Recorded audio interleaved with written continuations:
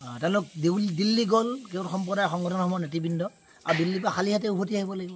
কাৰণ সৰ্বভাৰতীয় পৰ্যায়তে 1993 চনৰ পৰা কেউট সম্প্ৰদায়টো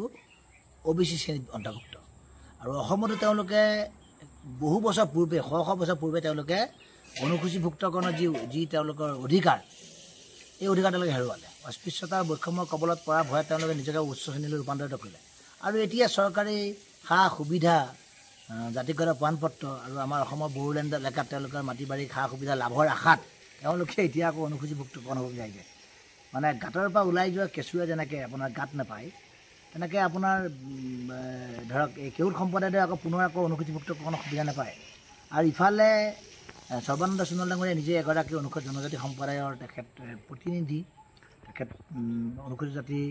জনজাতি সম্প্ৰদায়ৰ তেখেত ব্যক্তি গতিকে তেখেতৰ নেতৃত্বত আমি ভাবোঁ এনেকুৱা ধৰণৰ কাম কাজ জাতিধ্বংসী কাম কাজ নকৰে কোন এনেকুৱা মন্ত্ৰী এনে বিধায়কে নিজৰ জাতি জনগোষ্ঠী ধ্বংস কৰিবহে সৰ্বানন্দ সোণোৱালে অনুসূচিত জাতি আৰু জনজাতি কেনেকৈ ধ্বংস কৰাৰ পিছত তেখেতৰ নিজৰ জনগোষ্ঠীটোৰ তেখেতৰ নিশ্চয় বিৰোধী হ'ব গতিকে এনেকুৱা ধৰণৰ কাম কাজ তেওঁ নকৰে কেৱল মাত্ৰ এওঁলোকে জাতিটোক বিপথে পৰিচালনা কৰি আছে কেউট সম্প্ৰদায় বিপথে নিছে আৰু কেইখনমতে ভুল পথে নি পেলাই এওঁলোকে কেইজনমান লিডাৰ দেই বহুত নহয় 4-5জনমান লিডাৰে এতিয়া দিল্লীলৈ গৈ পেলাই দেখুৱাইছে যে আমি কেউটৰ